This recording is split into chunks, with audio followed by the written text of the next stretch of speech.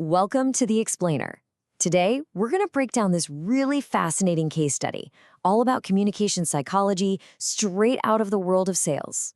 We're talking about one simple phrase that can literally flip the entire outcome of a conversation. Okay, so let's jump right in with a problem that, I think we've all faced. You've been there, right? You need to ask for something. Could be a favor, a chance, a sale, whatever. But it feels like the way you're asking just sets you up to get hit with that instant no. So how do we fix that? Well, before we can find the solution, we've got to really get what the problem is. The source material has a great name for it, the awkward ask. And it's this psychological trap that so many of us fall into, and we don't even know we're doing it. Let's just break this down. Think about a standard question, like, can I offer you a free inspection? Psychologically, this is a trap. Why? Because you're making no the easiest possible answer. It's the path of least resistance. For the person on the other end, saying no is just a reflex. It takes almost zero brain power. And it gets worse. The source makes this great point that when we ask like that, it's like we're already halfway out the door. Subconsciously, we're bracing for that no. We're trying to soften the blow for ourselves.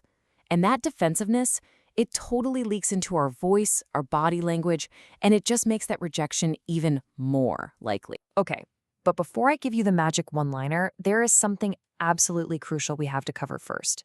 The source is really clear on this.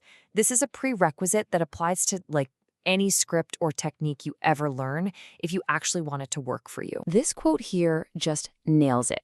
You got to keep the bones and then use your own flair. So think of it like this. Any script is just a blueprint for a house. The bones, the structure, that's essential, right? But it's just a frame. You have to come in with the paint, the furniture, all the finishing touches that turn it into a home, that make it feel like you. So what does that mean in practice? It means you have to get the psychology of the script deep in your bones, but when you say it, it has to come out in your own voice, your own rhythm. If you just recite it like a robot, you're going to fail. 100%.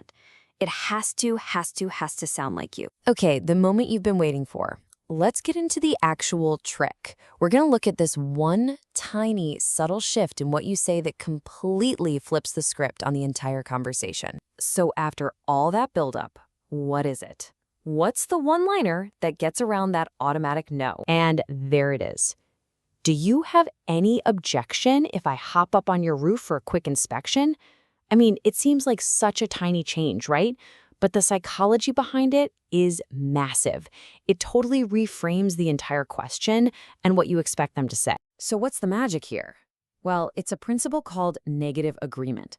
You're basically hijacking their natural tendency to say no. By asking if they object, you're inviting them to say no. And when they give you that easy, reflexive no, what are they really saying?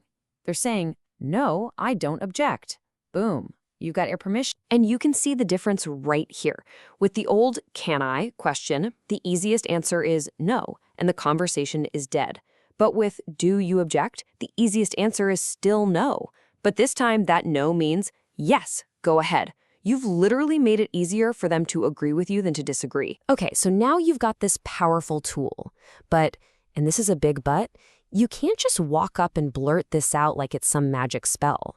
For this to actually work, you got to weave it into a real conversation that's all about providing value. So here's the flow. First, you lead with value. You're offering something helpful, right? A complimentary inspection with photos.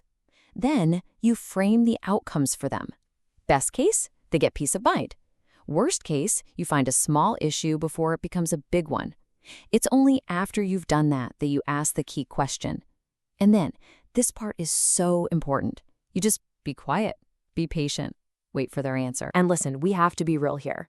The source warns that this is a skill. It's a craft. The first couple of times you try this, it's going to feel a little weird, maybe even fumbly, as they say. And that's totally okay. It's normal. Practice is what's going to make it feel smooth and, most importantly, natural. All right, this brings us to what might be the most important point of all. Because getting that yes, getting the permission, that's not the finish line. Not even close. It's actually the starting gun for the real conversation. Look at this technique as a key. not a golden ticket. It just unlocks the door. Once you're through that door, you have to deliver. You promised value, so give it to them. The photos, the videos. Your job is to educate, not just push for a sale. That's how you build real, actual trust. That's what makes this whole thing work. And this quote right here, from the source, it just sums up the whole philosophy perfectly. It's not about getting on the roof. It's about getting into a position where you can clearly show what you see, educate the homeowner, and actually help them. That's the real goal. So what's the big takeaway here? It's that tiny little changes in language can have a huge impact.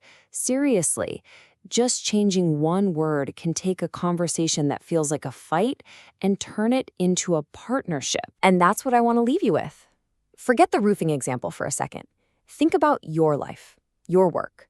Where is there a tough conversation that you could completely transform just by changing a single word? Something to think about. Thanks for tuning in to The Explainer.